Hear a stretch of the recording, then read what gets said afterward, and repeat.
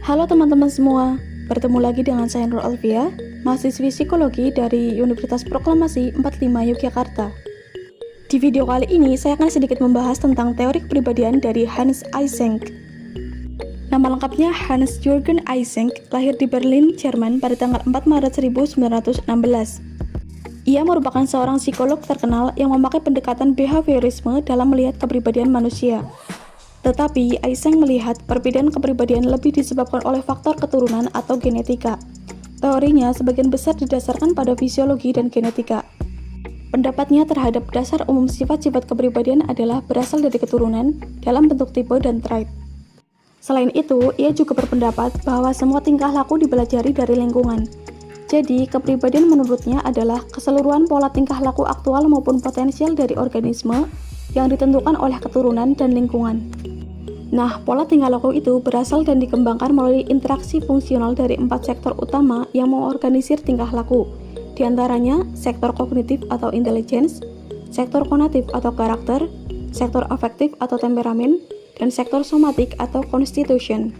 Selanjutnya, kita akan membahas hierarki faktor-faktor kepribadian.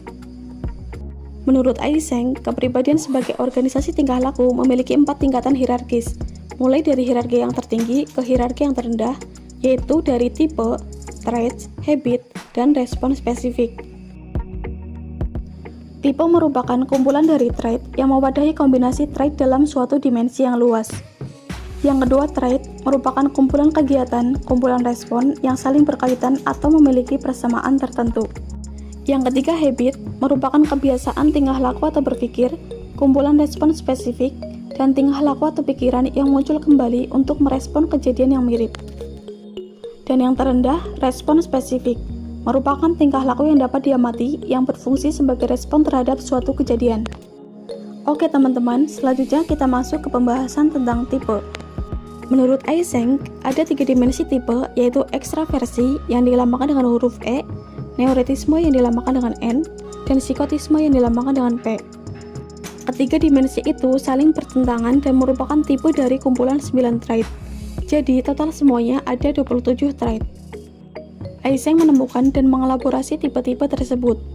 Neurotisme dan psikotisme itu bukan sifat patologis. 3 dimensi itu merupakan bagian dari struktur kepribadian. Semuanya bersifat bipolar, di mana ekstraversi lawannya introversi, kemudian neurotisme lawannya stability, dan psikotisme lawannya fungsi superego. Apabila seseorang memiliki skor tinggi pada 3 dimensi tersebut, maka ia akan memiliki kecenderungan melakukan kriminalitas. Semua orang berada dalam rentangan bipolar itu mengikuti kurva normal. Artinya, sebagian besar orang berada di tengah-tengah polarisasi. Selanjutnya, kita bahas ketiga dimensi tipe tersebut. Yang pertama, ekstraversi. Ekstraversi memiliki 9 sifat, yaitu sociable, lincah, aktif, asertif, mencari sensasi, riang, dominan, bersemangat, dan berani. Sedangkan introversi merupakan kebalikan dari trait-trait ekstraversi. Eysenck yakin bahwa penyebab utama perbedaan antara ekstraversi dengan introversi adalah tingkat keterangsangan korteks atau gal, yaitu kondisi fisiologis yang sebagian besar bersifat keturunan. Gal tingkat rendah artinya korteks tidak peka, reaksinya lemah dan biasanya dimiliki oleh orang yang ekstravert. Sedangkan gal tingkat tinggi, korteks mudah terangsang untuk bereaksi dan biasanya dimiliki oleh orang yang introvert. Yang kedua, neurotisme. Neurotisme yang lawannya stability memiliki komponen hereditas yang kuat. Eysenck menemukan bukti dasar genetik dari trait neurotik seperti gangguan kecemasan, histeria, dan obsesif kompulsif.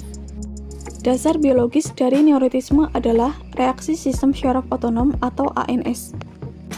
Apabila orang memiliki kepekaan yang tinggi pada ANS-nya, maka pada kondisi lingkungan wajar sekalipun sudah merespon secara emosional sehingga gampang mengalami gangguan neurotik.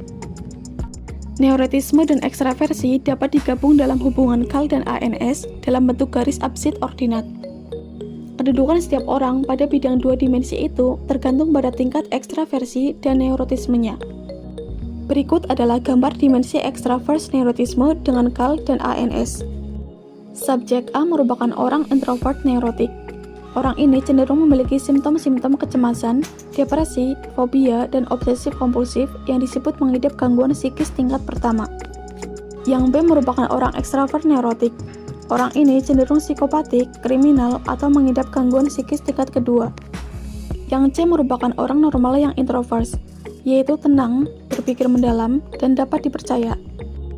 Dan yang D merupakan orang normal yang ekstrovert, yaitu riang, responsif, dan senang berbicara atau bergaul. Dan yang ketiga, psikotisme. Orang dengan skor psikotisme yang tinggi memiliki trait agresif, dingin, egosentrik, tak pribadi, impulsif, antisosial, psikopatik, kreatif, dan keras hati. Sedangkan orang dengan skor psikotisme yang rendah memiliki trait baik hati, hangat, penuh perhatian, akrab, tenang, sangat sosial, empatik, kooperatif, dan sabar. Seperti halnya ekstraversi dan neurotisme, psikotisme juga memiliki unsur genetik yang besar. Secara keseluruhan, 3 dimensi kepribadian itu 75% bersifat herediter dan hanya 25% yang menjadi fungsi lingkungan. Dalam hal ini, pria memiliki skor yang lebih besar daripada wanita dalam dimensi psikotisme. Hal itu karena hormon progesteron pria lebih besar daripada wanita.